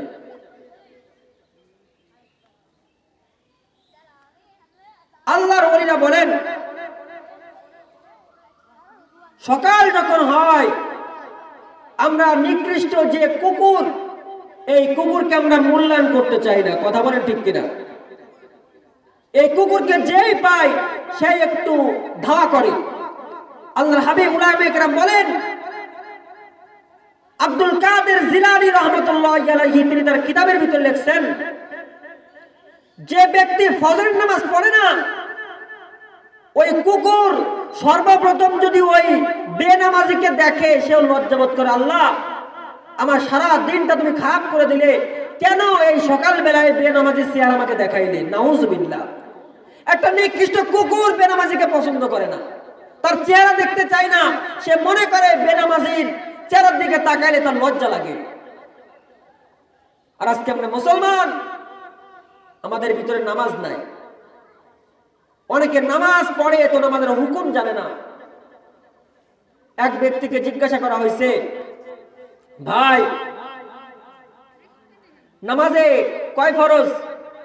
বলতেছে নামাজে 19 ফরজ। না, ওযুতে কয় ফরজ? বলতেছে ওযুতে 19 ফরজ। তা বলতে বলেন তো কি কি? বলতেছে ওযুতে মুখ ধোয়া, হাত ধোয়া, কপাল ধোয়া, পা ধোয়া, নখ ধোয়া, চারা ধোয়া, এইভাবে বলা শুনতে শুরু করছে। একটা পর্যায়ে 22টা হয়ে গিয়েছে। তা বললেন, আপনি বললেন ওযুতে 19 ফরজ, তা 22টা হলো কিভাবে? বলে, হুজুর আরো জানি, কিন্তু আপনাদের ভয়তে বলি না। ওযুতে নাকি 22 ফরজ। ওযুতে 4 ফরজ। কয় ফরজ? সমস্ত মুখ ধোয়া, চুলের গোড়া থেকে থুতনির নিচ পর্যন্ত, এক কানের লতি থেকে অপর কানের লতি পর্যন্ত, 2 হাত কোনই সহকারে ধোয়া, মাথা 4 ভাগের 1 ভাগ মাসে করা, দোনো পায়ের টাকনু সহ ধোয়া, এই 4টা ফরজ। কিন্তু সে বলে 19 ফরজ। অনেকে কি কারণে যে নামাজ ভেঙে যায় তাও জানে না। অনেক মহিলাদেরকে দেখা যায় নামাজে দাঁড়িয়েছে, ধান শুকাইতেছে, এখন মুরগি আসতে হুশ করতেছে, সেটা জানে না নামাজে এগুলো করলে নামাজ ভেঙে যায়। একজন হুজুর এক এলাকার ভিতরে গিয়েছে, ওই এলাকার ভিতরে ওই এলাকার লোকেরা নামাজ রোজা বোঝে না। তা তাদেরকে বুঝাইছে নামাজ যদি না পড়ো তাহলে কবরে পোড়া লাগবে, আগুনে পোড়া লাগবে। তা যা হোক, এলাকার সমস্ত লোক বুঝটা মানছে, কিন্তু তারা নামাজ জীবনে দেখে নাই। হুজুরকে বলছে, ঠিক আছে হুজুর, তাহলে ঠিক আছে, আপনি আমাদেরকে নামাজ শিখাই দেন, আমরা নামাজ পড়বো, আমরা ওই আগুনে পুড়তে চাই না। মেম্বার চেয়ারম্যান যারা ছিল সকলকে ডাকছে, এই নামাজ না পড়লে কিন্তু আগুনে পড়া লাগবে, চলো সব নামাজে যাই। তা ওরা তো নামাজ বোঝে না। হুজুর বলতেছে, আমি যেমনটা করি তোমরা তেমনটাই করবা, তোমরা আমার পিছনে কাতার হয়ে দাঁড়াও। এখন হুজুরা বলেন না যে কাতারটা সোজা করো। এখন মোটামুটি হুজুর আল্লাহু আকবার বলে দাঁড়াইছে, পিছনে যারা আছে রিলিফের চাল নেওয়ার মতো লাইন দিয়ে দাঁড়াইছে, মোটামুটি কয়েক মাইল চলে গেছে। এরপরে হঠাৎ করে দুইটা কুকুর চলে আসে সামনে। এখন যে এলাকার মানুষ নামাজ পড়ে না, ওই এলাকার কুকুর কি বোঝে কে নামাজি কি বেনামাজি? এখন কুকুর যখন সামনে আইছে, হুজুর বলছে হুশ। হুজুর যখন বলছে হুশ, পিছনের লোক মনে করছে নামাজ মনে এইটা, ও বলছে হুশ। এখন মোটামুটি যে 1-2,000 লোক ছিল, সবাই হুশ হুশ শুরু করছে। একটা মিছিলের মতো হয়েছে না, একটা মিছিলের মতো হয়ে গেছে। তো একটা পর্যায়ে হুজুর আবার মনে করলো, কিরে আমি তো কুকুর খেলার জন্য হুশ বললাম, এরা বলে কেন? হুজুর মোটামুটি পিছন দিয়ে থামাতে যাই, এটা বললি কেন? ও পরেরটা থামাতে যাই, এটা বললি কেন? ওরা মনে করছে এটাই নামাজ। তা মোটামুটি একজন আরেকজনকে চর মারতেছে। তা কারো চর হচ্ছে 1 মণ, কারো আধা মণ। এখন মোটামুটি এবার একজন আছে বলছে, এই আমি যদি আসতে মারলাম তো জোরে মারলি কেন? এখন হুজুর দেখছে অবস্থাটা খারাপ, এই মারগুলো যদি আমার উপরে আসে আমি তো শেষ। হুজুর এবার দেশের দৌড়, জীবন বাঁচানোর জন্য। কি বাঁচানোর জন্য? জীবন বাঁচানোর জন্য হুজুর দৌড় দিয়েছে। আর ওরা দৌড় দিচ্ছে, ওরা মনে করছে দৌড়ানো তাই মনে নামাজ, ওরা হুজুরের পিছনে পিছনে দৌড়াচ্ছে। তা হুজুর দৌড়াইতে দৌড়াইতে যাও একটা মাঠে গিয়ে আলীর সাথে ওষুধ খেয়ে পড়ছে। ওরা মনে করছে নামাজ পড়ে এইভাবে, পাশেরটা হুজুরকে পড়তেছে, তারপরে একটা হুজুরকে পড়তেছে, এইভাবে 1000 লোক খালি এইভাবে পড়তেছে। তা ওখানে এলাকার ভিতরে কিছু মাতব্বর মেম্বার তো থাকে। একজন বলতে, হুজুর নামাজ কি শেষ হয়েছে? হুজুর বলছে, নামাজ তো কোন সময় শেষ হয়ে গিয়েছে। বলছে, হুজুর এই নামাজ আমরা পড়বো না, যে নামাজে হুশ পড়া লাগে, চলানো লাগে, দৌড়ানো লাগে, হুজুর খাওয়া লাগে। এখন বলেন নামাজ কি এইটা? ওরা তো জানে না, ওদের তো বুঝটা নাই। অনেকে নামাজ কিভাবে পড়তে হয় তাও জানি না। এই যে বিভিন্ন আপনাদের মসজিদের ইমাম সাহেবদের আহলিয়া থাকে, মাঝে মাঝে তালিমে দাওয়াত দিলে আসবেন, এসে নামাজগুলো তাদের থেকে শিখে নেবেন। অনেকের বাড়ির পাশে বিভিন্ন মেয়েরা বিভিন্ন মহিলা মাদ্রাসায় পড়ে বা বিভিন্ন জায়গা থেকে শিক্ষা অর্জন করছে, যারা নামাজ পড়তে পারে তাদের কাছে গিয়ে শোনেন যে কোন কাজ করলে নামাজ ভেঙে যায়, কোন ভাবে নামাজটা পড়তে হয়। কারণ নামাজ ছাড়া জান্নাতে যাইতে পারবেন না। আল্লাহর হাবিব সাল্লাল্লাহু আলাইহি সাল্লামের একজন সাহাবী, আমরা তো জিকির করি, লা ইলাহা ইল্লাল্লাহ সুবহানাল্লাহ আলহামদুলিল্লাহ লা ইলাহা ইল্লাল্লাহ।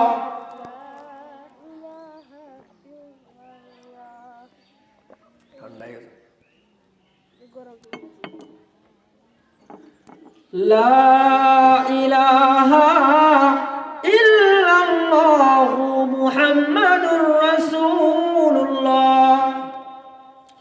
জিকির করলে লাভ কি? কিছু আমল শিখায় যায়। আমরা বয়ান শুনলাম, সাথে করে কিছু নিতে পারলাম না, তাও তো লাভ নাই। যদি কেউ একবার সুবহানাল্লাহ বলে, কি বলে? সুবহানাল্লাহ।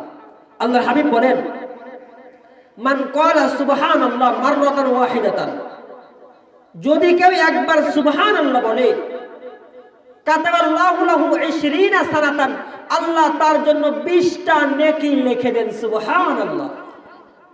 এবার যারা সুবহানাল্লাহ বলছে তাদের জন্য 20টা নেকি লেখা হয়ে গিয়েছে এবং 20টা গুনাহ মাফ করে দেওয়া হয়। ও হুত্তাত আনহু খতিয়াতান মিসলাহু, আল্লাহর হাবিব বলেন 20টা নেকিও লিখে দেওয়া হয়, 20টা গুনাহ মাফ করে দেওয়া হয়। সুবহানাল্লাহ। আমরা সময় নষ্ট করি, সুবহানাল্লাহ পড়তে পারি না। 100 বার পড়লে পারে তো কি পরিমাণ নেকি। একটা নেকির জন্য ছেলের কাছে যাবেন, ছেলে দেবে না, স্বামীর কাছে যাবেন, স্বামী বলে চিনি না, কেউ কিন্তু পরিচয় দেবে না। অনেক সময় কিন্তু দুনিয়ার ভিতরে হয়। এই যে লকডাউন করোনার সময় দেখা গিয়েছে বাপ অসুস্থ, ছেলে পরিচয় দেয় নাই, দেখা গেছে না? বাপ মারা চিনতেছে না, দুনিয়াতে আল্লাহ দেখা দিচ্ছে, দেখো দুনিয়াতেই বাপরে স্পর্শ করলে সে করোনা হতে পারে, ছেলে ওইভাবে ফেলায় রাখছে। অনেক দেখা গিয়েছে ঢাকা শহরে ওইভাবে দাফন দিয়ে দিয়েছে। এই জন্য এই নেকির অনেক প্রয়োজন। একটা নেকি কেউ দেবে না, চেনবেই না। ইয়াউমা ইয়াফিরুল মারউ মিন আখিহি ওয়া আবিহি ওয়া উম্মিহি ওয়া সাহিবাতিহি ওয়া বানিহি, সব পালাবে, বন্ধু বান্ধব পালাবে, বাপ পালাবে, স্ত্রী পালাবে, কেউ কোনো পরিচয় দেবে না। এই জন্য দুনিয়াতে সুবহানাল্লাহ বলবেন একবার, নেকি আবার লেখা হবে 20টা। নবী করিম সাল্লাল্লাহু আলাইহি ওয়াসাল্লাম বলেন, মান ক্বালা আল্লাহু আকবার মাররাতান ওয়াহিদাতান, যদি কোনো ব্যক্তি একবার আল্লাহু আকবার বলে, কাতাবাল্লাহু লাহু 20 সানাতান, আল্লাহ রাব্বুল আলামিন তার জন্য 20টা নেকি লিখে দেন। আল্লাহু আকবার, আল্লাহু আকবার একবার বললে কয়টা নেকি? 20টা নেকি। ওয়াহুত্তাত আনহু খতিয়াতাহু, আর 20টা গুনাহ মাফ করে দেয়। সুবহানাল্লাহ। আল্লাহর হাবিব বলেন, মান ক্বালা লা ইলাহা ইল্লাল্লাহ, যদি কোনো ব্যক্তি লা ইলাহা ইল্লাল্লাহ বলে, আল্লাহ রাব্বুল আলামিন বলেন, যদি কোনো ব্যক্তি লা ইলাহা ইল্লাল্লাহ বলে, কুতিবাত আনহু 20 সানাতান, আল্লাহ রাব্বুল আলামিন তার জন্য 20টা নেকি লিখে দেন। ওয়াহুত্তাত আনহু খতিয়াতান ইসলাহু, অন্য 20টা গুনাহ মাফ করে দেন। আর তাসবিহ আছে একটা, সেটা হলো আলহামদুলিল্লাহ। কি বাকি আছে? 3টা তাসবিহ পড়লে 20 নেকি, 20টা গুনাহ মাফ। বাকি আছে কোনটা? আলহামদুলিল্লাহ। যে আলহামদু দিয়ে আমরা সূরা ফাতিহা পড়ি, কথা বলেন ঠিক কিনা? আল্লাহর হাবিব বলেন, মান ক্বালা আলহামদুলিল্লাহ মাররাতান ওয়াহিদাতান, যদি কোনো ব্যক্তি আলহামদুলিল্লাহ বলে, আল্লাহর হাবিব সাল্লাল্লাহু আলাইহি ওয়াসাল্লাম বলেন, কাতাবাল্লাহু লাহু 30 সানাতান, আল্লাহ রাব্বুল আলামিন একবার আলহামদুলিল্লাহ বলার সঙ্গে সঙ্গে 30টা নেকি লিখে দেন। আলহামদুলিল্লাহ, আলহামদুলিল্লাহ বললে 30টা নেকি লিখে দেওয়া হয়, 30টা গুনাহ মাফ করা হয়। যে আলহামদু দিয়ে আমরা সূরা ফাতিহা শুরু করি, আমরা প্রতিটা নামাজের ভিতরে আলহামদু বলি না? আলহামদুলিল্লাহ। এই জন্য এই যে তাসবিহগুলো আমরা সময় বেহুদা নষ্ট করি, এগুলো পড়ার জন্য কি অনেক কষ্ট হয়ে যায়? আপনি ভাত রান্না করতেছেন, মুখ দিয়ে সুবহানাল্লাহ বললেন, আস্তাগফিরুল্লাহ বললেন। আপনি তরকারি কুটতেছেন, জিকির করলেন। আপনি রুটি বানাচ্ছেন, জিকির করলেন। আপনি ভ্যান চালাচ্ছেন, জিকির করলেন। আপনি ধান লাগাচ্ছেন, জিকির করতে করেন। আপনি তো হাত দিয়ে পা দিয়ে কাজ করতেছেন, মুখ দিয়ে তো কাজ করতেছেন না। আল্লাহ হাবিব সাল্লাল্লাহু আলাইহি ওয়াসাল্লামকে জিজ্ঞাসা করা হলো, আইয়ুল আমালু আফজালু ইয়া রাসূলুল্লাহ, ও আল্লাহর হাবিব, কোন আমলটাকে আমার আল্লাহ বেশি পছন্দ করেন? আল্লাহ রাব্বুল আলামিন বললেন, আল্লাহর হাবিব বললেন, আইয়াকুনা লিসানুকা রুতাবাম বিযিকরিল্লাহ। ওমর সাহাবে কেরাম, তোমাদের জিহ্বাকে যদি আল্লাহ রাব্বুল আলামিনের জিকিরে তাজা রাখতে পারো, জিহ্বা ভিজা করতে পারো, এটা আমার আল্লাহ অনেক পছন্দ করেন। সুবহানাল্লাহ। জিকির করলে কে খুশি হন? আল্লাহ রাব্বুল আলামিন খুশি হয়ে যান। আস্তাগফিরুল্লাহ, আস্তাগফিরুল্লাহ, আস্তাগফিরুল্লাহ পড়ার ফজিলত কে? একজন রুটি বিক্রেতা সমস্ত কাজের ভিতরে সে পড়ে আস্তাগফিরুল্লাহ, আস্তাগফিরুল্লাহ, আস্তাগফিরুল্লাহ। ওই জামানার বড় একজন ইমাম, ইমাম আহমদ ইবনে হাম্বল রাহমাতুল্লাহি আলাইহি, তিনি কোন সফরে গিয়েছেন, রাত্র হয়ে গিয়েছে। হঠাৎ করে তিনি মসজিদের ভিতরে গিয়েছেন। ঈশার নামাজ পড়ে তিনি ইচ্ছা করলেন ওখানে রাত্রে থাকবেন। মসজিদের মুয়াজ্জিন সাহেব বলতেছেন, না না, আমাদের মসজিদের দরজা আটকা দেওয়া হবে, অনেক মালামাল আছে, চুরি হইতে পারে, ভিতরে থাকা যাবে না। আহমদ ইবনে হাম্বলকে তারা চেনে নাই। ওই জামানার বড় একজন আলেম, এমনকি বড় একজন ফকিহ, তাকে মসজিদ থেকে বের করে দেওয়া হয়েছে। ইমাম আহমদ ইবনে হাম্বল রাস্তা দিয়ে হাঁটতেছেন, হঠাৎ করে দূরে একটা আলো দেখা যায়। আলোর পাশে তিনি চলে গেলেন। যাওয়ার পরে দেখেন একজন রুটি বিক্রেতা রুটি বানাচ্ছেন, হাত দিয়ে রুটি বেলতেছেন আর বলতেছেন আস্তাগফিরুল্লাহ। রুটি সেকতেছেন, বলতেছেন আস্তাগফিরুল্লাহ। রুটি সার্ভ করতেছেন। রুটি যারা তার দোকানে আসতেছে তাদের সামনে দিচ্ছেন আর বলতেছেন আস্তাগফিরুল্লাহ। এইভাবে সে শুধু আস্তাগফিরুল্লাহ পড়ে, আস্তাগফিরুল্লাহ পড়ে। আহমদ ইবনে হাম্বল বললেন, ভাই গো, আমি যদি আপনার এই চুলার থেকে একটু আগুন গ্রহণ করি শীতের দিন, তাহলে আপনার কি কোনো সমস্যা হবে? আমি যদি এখানে একটু কিতাব মোতালা করি, আপনার কি কোনো সমস্যা হবে? বলল, না না ভাই, আপনি এখানে থাকতে পারেন, কোনো সমস্যা নাই। আহমদ ইবনে হাম্বল একটা পর্যায়ে ওই ব্যক্তিকে জিজ্ঞাসা করলেন, আপনি কি পড়তেছেন? বলে, আমি আস্তাগফিরুল্লাহ পড়ি, আস্তাগফিরুল্লাহ, আস্তাগফিরুল্লাহ এটা পড়তেছি। আহমদ ইবনে হাম্বল বলেন, তুমি কেন এই আমলটা করো? তিনি বললেন, ভাই, সে কিন্তু আহমদ ইবনে হাম্বলকে চেনে নাই। এমনকি আহমদ ইবনে হাম্বল সে নিজের পরিচয় দেয় নাই যে সে ওই জামানার সব থেকে বড় আলেম।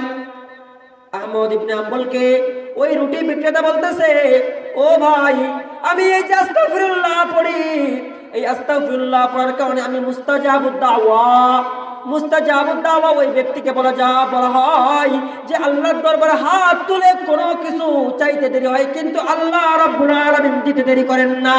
সুবহানাল্লাহ। ওই রুটি বিক্রেতা বলতেছে, হুজুর, আপনি আমাকে প্রশ্ন করছেন আমি কি পড়তেছি? আমি আস্তাগফিরুল্লাহ, আস্তাগফিরুল্লাহ এটা বেশি বেশি পড়ি। এই পড়ার কারণে আমার জুবানটা এত দাম, আমার জুবানের এত মূল্য। এই জুবান দিয়ে যেহেতু আমি আস্তাগফিরুল্লাহ পড়ি, এই আস্তাগফিরুল্লাহ পড়ার কারণে আমার জুবানের দাম আল্লাহর কাছে এত, আমি আল্লাহর কাছে কোনোদিনও চাইতে দেরি হয়, কিন্তু আমার আল্লাহ ওইটা দিতে দেরি করেন না। সুবহানাল্লাহ। কিন্তু হুজুর, আপনাকে একটা গোপন ভেদ আমি বলতে চাই, কিন্তু আমার সমস্ত দোয়াই কবুল হয়েছে, কিন্তু আমার মনে একটা আশা আছে, ওই দোয়াটা আমি আল্লাহর কাছে করছি, ওই দোয়াটা এখনো কবুল হয় নাই। আহমদ ইবনে হাম্বল বলল, ভাই গো, তোমার ওই দোয়াটা কি? ওই রুটি বিক্রেতা বলল, আমি শুনেছি এই জামানার সব থেকে বড় আলেম আহমদ ইবনে হাম্বল, আমার ইচ্ছা তাকে আমি দেখবো, তার কপালে একটা চুমু দিব। আহমদ ইবনে হাম্বলের চোখ দিয়ে দরদর করে পানি চলে আসলো। আর বলতেছে, ভাই, আহমদ ইবনে হাম্বলকে দেখার জন্য তার দরবারে তোমার যাওয়ার কোনো প্রয়োজন নাই। আজকে আল্লাহ রাব্বুল আলামিন আহমদ ইবনে হাম্বল, আমি হলো সেই আহমদ ইবনে হাম্বল, আমাকে তোমার দরবারে পৌঁছে দিয়েছে। সুবহানাল্লাহ। সঙ্গে সঙ্গে রুটি বিক্রেতা তার কপালে একটা চুমু দিয়ে তার যে মনের আশা ছিল আল্লাহ পূরণ করে দিলেন। সুবহানাল্লাহ। এগুলো কি অনেক বড় কাজ? আমলি হওয়ার জন্য মুফতি হওয়া শর্ত না, মুফাসসির হওয়া শর্ত না। আল্লাহর কাছে আল্লাহ মুফতি দেখবেন না, মুফাসসির দেখবেন না, ইমাম দেখবেন না, খতিব দেখবেন না। আল্লাহর কাছে মানুষের আমলটা সবথেকে প্রিয়, যার অন্তরটা যত পরিষ্কার, যে আল্লাহকে যত মুহাব্বত করে, আল্লাহর কাছে তার দাম ওই পরিমাণ বেশি। সুবহানাল্লাহ। নামাজ পড়ার দরকার আছে কি নাই বলেন তো? নবী করিম সাল্লাল্লাহু আলাইহি ওয়াসাল্লাম একবার বলেন, ও আমার সাহাবে কেরাম, আল্লাহ রাব্বুল আলামিন আমাকে মেরাজে নিয়ে গিয়েছেন। একটু চিন্তা করে দেখেন, আল্লাহ হজ, যাকাত, কালিমা, রোজা, যতগুলো ইবাদত আছে, সমস্ত ইবাদত কিন্তু ফেরেশতার মাধ্যমে আল্লাহ আকাশ থেকে নবীর উপরে নাজিল করছেন। কথা বলেন ঠিক কিনা? ফেরেশতার মাধ্যমে একটা ইবাদত, যে ইবাদতকে আল্লাহ ফেরেশতার মাধ্যমে দেন নাই, বরং ওই ইবাদতটা দেওয়ার জন্য আল্লাহ নবীকে সাত আসমানের উপরে মেরাজে নিয়ে নিজের কাছে নিয়ে দিয়েছেন। সেই ইবাদতটার নাম হলো নামাজ। যে ইবাদতের এত দাম আল্লাহ দুনিয়াতে ফেরেশতার মাধ্যমে পাঠান নাই, ওই ইবাদতটা দেওয়ার জন্য আল্লাহ আরশে নিয়ে গিয়েছেন। নেওয়ার পরে নিজের কাছে ডেকে তারপরে দিয়েছেন। কথা বলেন ঠিক কিনা? এই ইবাদতের অনেক দাম।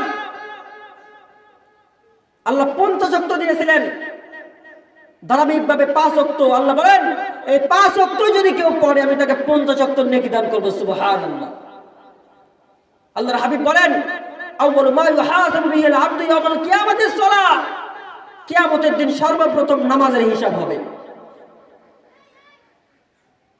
আমরা তো জিকির করি লা ইলাহা ইল্লাল্লাহ সুবহানাল্লাহ আলহামদুলিল্লাহ লা ইলাহা ইল্লাল্লাহ। কত পর্যন্ত বলো না তুমি?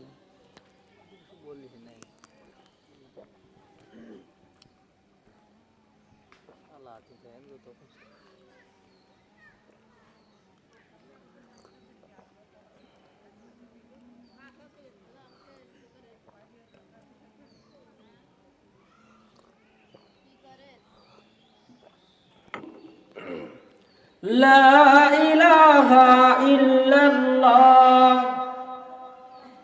তুমি রহমান তুমি মেহেরবান, তোমার পরিচয় পাওয়া যায় পড়লে আল কুরআন। তুমি রহমান তুমি মেহেরবান,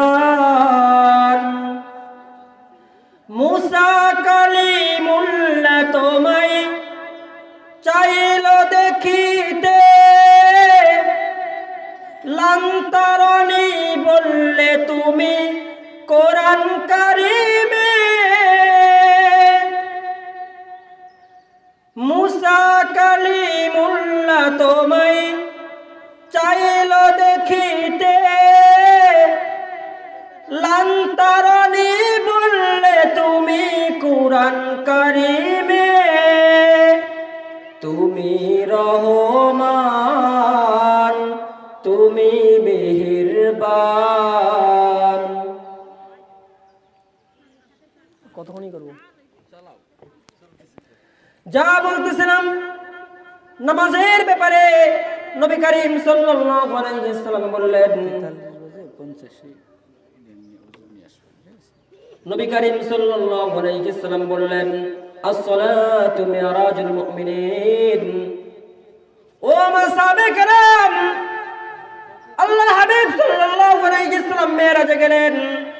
যাওয়ার পরে নবী করিম সাল্লাল্লাহু আলাইহি ওয়াসাল্লাম বললেন ইয়া রাব্বুল আলামিন, আপনি আমি নবীকে মেরাজে আনলেন কিন্তু আমার উম্মতদেরকে কি দিলেন? আল্লাহ রাব্বুল আলামিন বলতেছেন আপনার উম্মত যখন নামাজ পড়বে নামাজের ভিতরে আমি আল্লাহ রাব্বুল আলামিনের মেরাজ হয়ে যাবে। সুবহানাল্লাহ। আল্লাহ রাব্বুল আলামিনের একজন ওলি বাইজিদ বুস্তামি রাহমাতুল্লাহি আলাইহি তিনি নামাজ পড়তেছেন আর নবী করিম সাল্লাল্লাহু আলাইহি ওয়াসাল্লামের হাদিসটা তিনি মাথায় চিন্তা করতেছেন। আল্লাহর হাবিব সাল্লাল্লাহু আলাইহি ওয়াসাল্লাম বলেছেন নামাজ হলো মুমিনের জন্য মেরাজ, নামাজ হলো মুমিনের মেরাজ। আল্লাহ রাব্বুল আলামিন বলেন আল্লাহর হাবিব তো কখনো মিথ্যা কথা বলেন নাই, নামাজ পড়লে নাকি আল্লাহকে পাওয়া যায়। তিনি সিজদার ভিতরে গিয়ে আল্লাহর একজন ওলি আল্লাহ রাব্বুল আলামিনের মুরাকাবায় তিনি প্রথম আসমান দ্বিতীয় আসমান তৃতীয় আসমান আল্লাহর আরশে চলে গিয়েছেন। আল্লাহর আরশে গিয়ে ফেরেশতাদেরকে জিজ্ঞাসা করতেছেন ওগো ফেরেশতারা আমি আল্লাহকে দেখতে চাই। আল্লাহর হাবিব সাল্লাল্লাহু আলাইহি ওয়াসাল্লাম বলেছেন নামাজ হলো মুমিনের মেরাজ, এই জন্য আমি আল্লাহ রাব্বুল আলামিনকে দেখার জন্য নামাজের ভিতরে আল্লাহর আরশে চলে আসি। সঙ্গে সঙ্গে ফেরেশতারা বলল নবীর পরবর্তী কথা কি তুমি শোনো নাই? আল্লাহ হাবিব সাল্লাল্লাহু আলাইহি ওয়াসাল্লাম কি কথা বলেন নাই?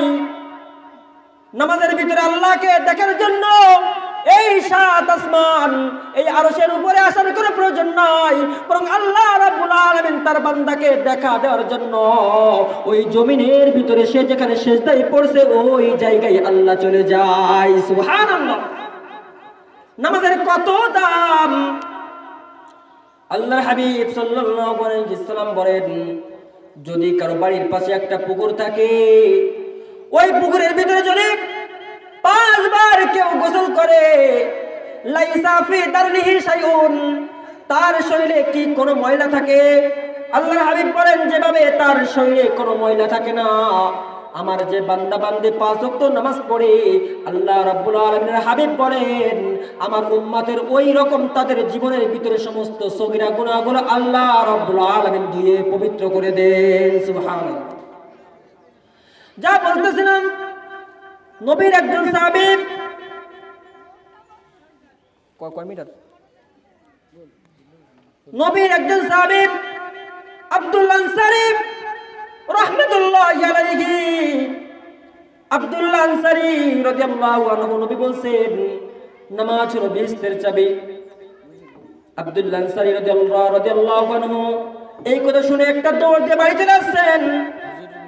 আসার পরে স্ত্রীকে বলতেছেন, ওগো আমার স্ত্রী, আল্লাহর হাবিব বলছেন নামাজ নাকি বেহেশতের চাবি, নামাজ না পড়লে নাকি জান্নাতে যাইতে পারবো না। কিন্তু স্বামী স্ত্রী এত দরিদ্র, তাদের মাত্র একটা পোশাক, আর কোনো পোশাক নাই, কিন্তু পোশাক ছাড়া কি নামাজ হবে? এই জন্য স্বামী স্ত্রী তারা ভাবছে, স্বামীকে বলছে, স্বামী গো, মসজিদে নববীর ভিতরে যখন নবী ইমামতি করবে, আপনি এই কাপড়টা পরে এক দৌড়ে আপনি মসজিদে চলে যাবেন, যাওয়ার পরে এই চাদরটা পেছায় আপনি নামাজটা পড়ে নবী সালাম ফিরানোর পর একটা দৌড় দিয়ে চলে আসবেন। এরপরে আপনি উলঙ্গ অবস্থায় ঘরের ভিতরে একটা গর্ত খুঁজতে, গর্তের ভিতরে থাকবেন, আর আমি নামাজ পড়ব। এইভাবে তারা নামাজ পড়ে, এইভাবে তারা নামাজ পড়তেছে। মদিনার ভিতরে, মসজিদ নববীর ভিতরে সমালোচনা হয়, আব্দুল্লাহ আনসারী মনে হয় মুনাফিক হয়ে গিয়েছে। কারণ কি? কারণ হলো সে সকলের পরে মসজিদে আসে, আবার সকলের আগে মসজিদ থেকে চলে যায়, সুন্নাত কোথায় পড়ে, সে মনে হয় মুনাফিক হয়ে গিয়েছে। নবী করিম সাল্লাল্লাহু আলাইহি সাল্লাম যখন এই কথাগুলো শুনলো, নবী বলল, ঠিক আছে, আমি তার বাড়িতে যাচ্ছি। নামাজের পরে নবী করিম সাল্লাল্লাহু আলাইহি সাল্লাম আব্দুল্লাহ আনসারী পিছনে পিছনে তার বাড়িতে চলে গেল। আব্দুল্লাহ আনসারী পোশাকটা খুলে দেন, স্ত্রী নামাজে দাঁড়াইলো। আব্দুল্লাহ আনসারী গর্তের ভিতরে লুকাইলেন। নবী করিম সাল্লাল্লাহু আলাইহি সাল্লাম ঘরের সামনে গিয়ে বললেন, আব্দুল্লাহ, আসসালামু আলাইকুম ইয়া আব্দুল্লাহ। 3 বার সালাম দিলেন, সালামের কোনো উত্তর আসলো না। নবী করিম সাল্লাল্লাহু আলাইহি সাল্লাম চলে যাচ্ছেন। স্ত্রী দ্রুত নামাজটা কমপ্লিট করে স্বামীকে বললেন, স্বামী গো, এই যে পোশাকটা পরে নবী আপনাকে ডাকতে আসে, নবী হয়তো কষ্ট নিয়ে চলে যাচ্ছে, আপনি নবীর সাথে দেখা করেন। আল্লাহর হাবিব চলার সময় কখনো পিছনের দিকে তাকাইতেন না। আল্লাহর হাবিব সাল্লাল্লাহু আলাইহি সাল্লাম চলে যান, পিছনে পিছনে আসতেছে আব্দুল্লাহ আনসারী। আব্দুল্লাহ আনসারী নবীকে বললেন, ওগো আল্লাহর হাবিব, আপনি যখন আমাকে ডাক দিয়েছেন, আমি ওই সময় আপনার সওয়ালের জবাবটা দিতে পারি নাই, কারণ আমি গর্তের ভিতরে এমন অবস্থায় ছিলাম যে অবস্থার ভিতরে উত্তর দেওয়া যায় না। আমি 5 ওয়াক্ত নামাজ আমি এবং আমার স্ত্রী পড়ি, আমাদের পোশাক কিন্তু একটা, তারপর আমরা নামাজ ছাড়ি না। আল্লাহর হাবিব সাল্লাল্লাহু আলাইহি সাল্লাম বললেন, ঠিক আছে, চলো তোমার বাড়িতে যাই। যাওয়ার পরে নবী করিম সাল্লাল্লাহু আলাইহি সাল্লাম বললেন, আমি দেখি তোমার ঘরের ভিতরে যে গর্তটা আছে শরীয়ত সম্মত হয় কিনা। হঠাৎ করে কেউ চলে আসবে, ভিতরে তাকাইলে কোনো মহিলাকে দেখতে পাইবে কিনা। নবী করিম সাল্লাল্লাহু আলাইহি সাল্লাম তাকায় দেখলেন, গর্তের গভীরতা এমন, গর্তের ভিতরে মানুষ আছে কি নাই এটাও টের পাওয়া যাচ্ছে না। নবী করিম সাল্লাল্লাহু আলাইহি সাল্লামের অশ্রু দরদর করে বের হচ্ছে। অশ্রু যখন নবী করিম সাল্লাল্লাহু আলাইহি সাল্লামের কপাল মুবারক বেয়ে যখন পড়তেছে, নবী করিম সাল্লাল্লাহু আলাইহি সাল্লাম বললেন, রে আব্দুল্লাহ আনসারী, ও আব্দুল্লাহ আনসারী, তোমাদের পোশাক নাই, তারপরেও একটা পোশাকে তোমরা নামাজ পড়ো, নামাজ ছাড়ো না। আমাকে জিবরাইল আলাইহিস সালাম জানিয়ে দিয়েছেন, ও আব্দুল্লাহ আনসারী, তোমার এবং তোমার স্ত্রীর জন্য আল্লাহ রাব্বুল আলামিনের জান্নাত ওয়াজিব হয়ে গিয়েছে। সুবহানাল্লাহ। এই জন্য আমরা নামাজ পড়ব। এই নামাজ পড়লে আল্লাহ রাব্বুল আলামিন আমাদেরকে দুনিয়ার সমস্ত গুনাহ থেকে পবিত্র করে আল্লাহ আমাদেরকে জান্নাতে যাওয়ার তৌফিক দান করবেন। আমরা বেশি বেশি তাসবিহ পড়ব এবং আল্লাহ রাব্বুল আলামিন আমি যেগুলো কথাগুলো বললাম আমাকে সহ আমাদের সকলকে আমল করার তৌফিক দান করুন। ওয়া আখিরু দাওয়ানা আলহামদুলিল্লাহি রাব্বিল আলামিন। আলহামদুলিল্লাহ।